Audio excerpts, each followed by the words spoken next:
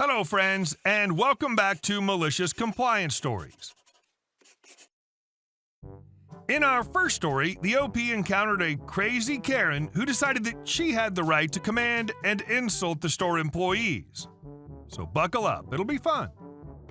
But before we begin, don't forget to subscribe to our channel if you're new here and turn on notifications so you don't miss a new video every single day. Here we go. I do, but currently don't work here, Karen.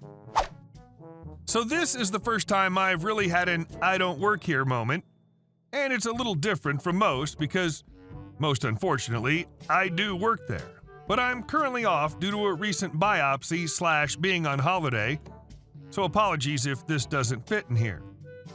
So a couple days ago, I decided to head into the shop I work at to get some things for dinner, seeing as it's cheaper with my employee discount than having it ordered in. I'm also on the days where I'm expected to start being mobile, but not do too much heavy lifting, so I wasn't going in for a lot. I'm in the most obvious non-uniform outfit possible, a pair of loose-fitting cotton trousers that honestly could pass as PJ pants, and an oversized black hoodie. I look like I'd just blown in from off the street, honestly, but didn't give a damn at this point, so it's clear I wasn't into work. However, most regulars can recognize me easily because I have multicolored hair and no one else really looks like a unicorn puked a galaxy on their head. I had my AirPods in as I was wandering around, or waddled in my case really, when I stopped to chat with one of my colleagues who was in.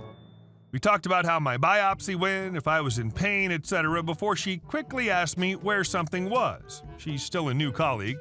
I told her, stuck my AirPods back in, and the old lady shuffled away. Couple minutes later, I'm down the pet food aisle, wanting to get treats for my puppy, when I feel harsh tapping on my shoulder. I jump a tad and end up twinging my biopsy side a little, so now I'm in mild discomfort. Looking over, I see one of the most hated regulars. She's always a Karen who seems to wake up and choose violence on a daily basis. There's always a problem with her, and honestly, I'd rather stand toe-to-toe with the Balrog on speed than deal with her any day. I pull out an AirPod and hear that she's already mid-rant about how rude I am for ignoring her. She's been after my attention for 5 minutes. What kind of employee am I? I can help out a coworker but not a customer and blah blah blah. When she finally finishes her tirade, she points to one of the heavy bags of cat litter on the top shelf and demands I get it down for her. I calmly explain that I'm not allowed to do any heavy lifting at the moment, and as I'm not actually working, I'm not allowed to anyway as per store policy due to the fact that top shelves are for storage and require footstools to reach, with the not-so-subtle suggestion of, go get someone else.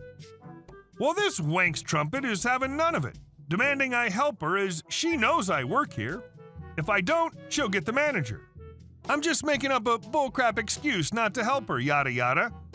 So while she's mid-rant, I simply grab the treats and walk away.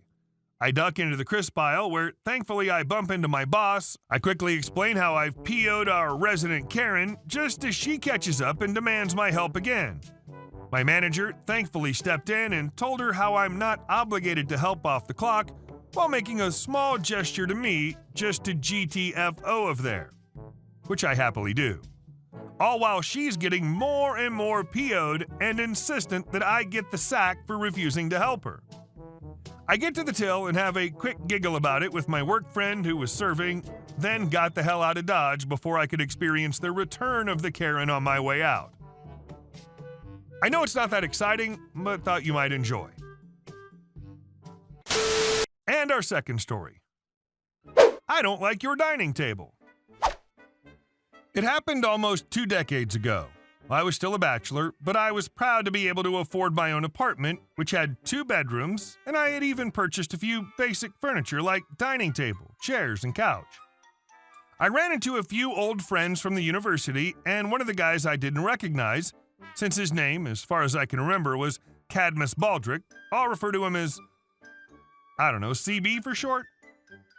He was telling us how he put all his savings into this investment opportunity, which guaranteed 100% returns in 6 months. He even took out a small loan to add to it. He was hoping to take the money and send his mom on a pilgrimage tour. Poor guy was surprised when 5 months later that company shut down. And at that point, he'd opened up a complaint with pretty much every law enforcement agency he could get a hold of. Now, he'd moved into this area, took a crappy job where he's handcuffed to a workstation from 9 to 5, and he had to get permission to take toilet breaks. I felt sorry for him. Seemed like he wasn't too bright, but I thought his heart was in the right place, and as he was friends of my old friends, so what could go wrong? And in a moment of generosity, I offered to let him stay with me for 2 weeks while he found an apartment. There were plenty in the area, so I had no doubt he'd find an apartment. First red flag was when he moved in and asked me why my apartment was not closer to the city center, because he now has a long commute ahead of him. I brushed it aside. That night, we were having takeaway dinner, and as we sat at the dining table, he asked why can't we use the brand new dining table I was telling him about. I told him that this was indeed the said dining table, and he made a face. I asked him what was wrong, and he said it's not up to his taste, but he's okay, he can manage. Then he started complaining that I did not have placemats. I was getting annoyed by this time and told him to just eat on the table and wipe it off with a paper towel when done. Next day, I came home and I noticed he'd had dinner already and had left a mess on the table. I got PO'd and asked him why he left it so dirty, and he told me that if we had placemats, it wouldn't have been an issue. I replied that it was still not an issue because all he had to do was take a paper towel and wipe it away. I could remember the next day very clearly. When I got back home and opened the door, he was huddled on the floor in the corner of the lounge, eating the food in what I can describe as a most tragic atmosphere. I just burst out laughing and asked him what he was doing, and he said he didn't want to dirty my precious new dining table, so he'll eat his dinner on the floor from now on. I just asked him if he was sure. Can I change his mind? He told me I could buy some placemats. I said, nah, I'm good. This works for me, and proceeded to eat my dinner on the dining table. Getting him out of the apartment after 2 weeks was a headache, and it actually took me 2 more weeks to kick him out, and I had to literally put all his stuff in the hallway on a Sunday morning, and he sat there sulking for half a day before somehow, magically, he was gone.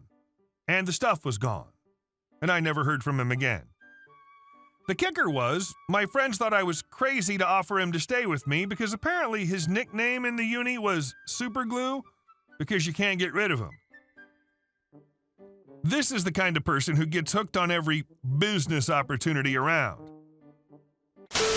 And our last story. Miss Nice Girl has left the building. First, I need to explain something.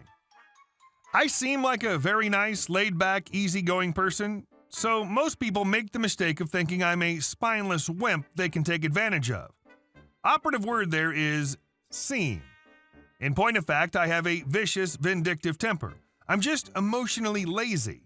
I don't like wasting time and energy on confrontation that can more profitably be spent elsewhere. As my mom liked to say, Miss Nice Fancy has left the building. And you don't want to meet the other fancy. Example follows. This happened about 20 years ago. I started working as a CAD drafter for a small drafting and design firm, practically fresh out of college. I made a good salary, not great, but comfortable. Very soon I found myself the drafter, receptionist, office manager, file clerk, and even janitor when I needed to pick up a little extra money. My boss was almost never in the office because I was there to handle everything. After a year of being general factotum, on Friday, April 13th, my boss comes to me and tells me he doesn't have my income tax paperwork ready, but has a reasonable excuse. And he asks me to file an extension. I told him this is kinda last minute, don't you think? But okay, I'll do it. And I did.